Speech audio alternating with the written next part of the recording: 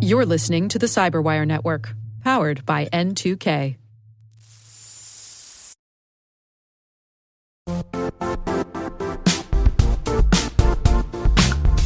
Now, a word from our sponsor, the Johns Hopkins University Information Security Institute, currently seeking qualified applicants for its innovative Master of Science in Security Informatics degree program. Study alongside world-class interdisciplinary experts and gain unparalleled educational, research, and professional experience in information security and assurance.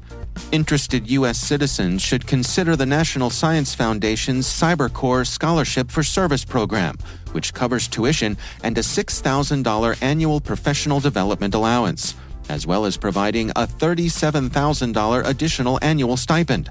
Apply for the scholarship and the fall semester by March 1st. Learn more at cs.jhu.edu/MSSI.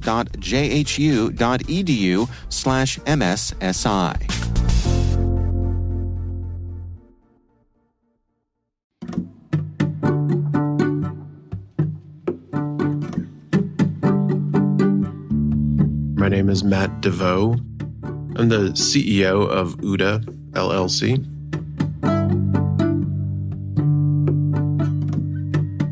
I was writing a lot of my own programs. I grew up in a very rural area, so I didn't have exposure to some of the early BBS systems. And I actually, with my first computer, did not have a disk drive or any storage medium. So I would spend all my time programming, kind of all of the available memory on that Commodore 64 with different applications, and had written a menu application that would kind of let me jump between the different sections. And then I would cry every time we lost power, which was quite frequently because I had, would lose everything that I had coded into the device the minute it was powered off. I was lucky, again, I was in a very rural area. There were 19 people in my graduating class, and there was nothing offered from a computer science perspective. But when I expressed interest, my high school math teacher actually would go in the summer to learn how to teach computer science and then would come back and teach me. And then the interest kind of adapted over time. When I got to college, I was focused on not only computer science, but also national security studies. I became very interested in how things work and taking them apart. And, that was kind of my early entree into kind of true hacking and looking at other people's programs and other people's systems. And I happened to see this convergence between the two topics that I loved. And if you think back to the early 90s, really the combination of political science and computer science was all around statistics and analysis. And I saw this new career field, or at least I hoped, based on what I saw was an increasing use of computer technology in critical things, so critical infrastructure, society, finance, et cetera. And then the inherent vulnerability of those systems, because I was capable of hacking them, the friends that I was meeting were capable of hacking them. And then if you combine that with my national security focus, I saw this as a new national security threat. So I started writing on that topic back in 1992 and attracted a tremendous amount of attention to myself because I was one of the early people to kind of highlight the risks of what would become information warfare or cyber war. So I was viewed a little bit by some of the folks, in the national security circles and intelligence community as well, as kind of the equivalent of the kid building an atomic weapon in his garage. I was coming to the same conclusions and researching the same things that they had identified at the same time as this key national security risk that they were trying to keep under wraps for the most part. There was quite a bit of friction at the time. For example, in 1993, I graduated from undergrad and went straight into grad school and got a master's, or was pursuing a master's in national security studies and political science.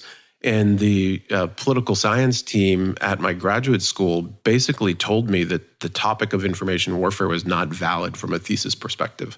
So it would have been easy to give up at that point, but I was persistent, and I had folks who were advocating for me and telling me, look at issues of command and control warfare, or look at this, or were kind of giving me pointers to kind of redirect my research. It also gave me some great career firsts. I built a red team that emulated the adversary during classified coalition military exercises, and during that red team was the first person to hack into systems on an aircraft carrier while it was at sea. We did that with a nuclear submarine. There were these very headline invoking, although the work we were doing at the time, wasn't covered in the press.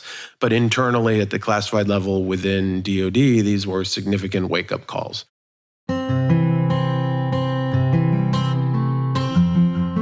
My favorite part is solving hard problems. I like being in the room when we're confronting something that seems almost unconfrontable, and working through the process of how do we adequately address that. So I really thrive on that, kind of red teamer perspective of give me something that you think is one of your most difficult things to achieve or most difficult realities that you face, and let's build some approaches for how you are able to, take advantage of it.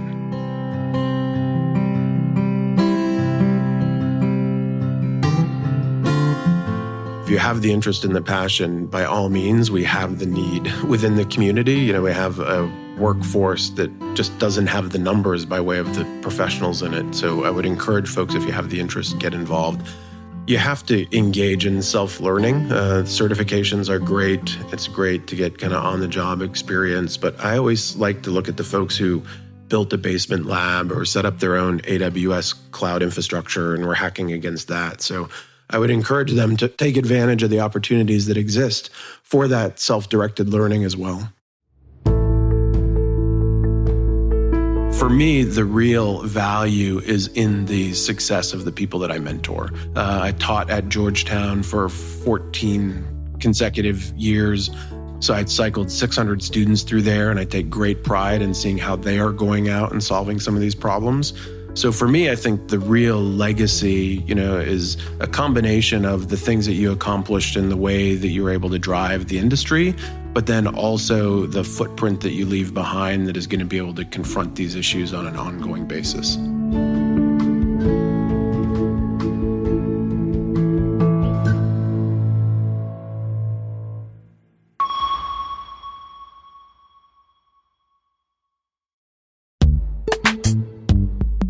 This episode is brought to you by Palo Alto Networks, the leader in cybersecurity. As AI-driven attacks increase, organizations can't afford to have network security that's stuck in the past.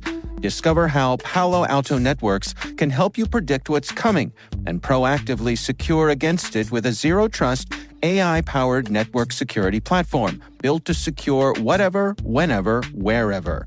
To learn more, visit paloaltonetworks.com/network security platform.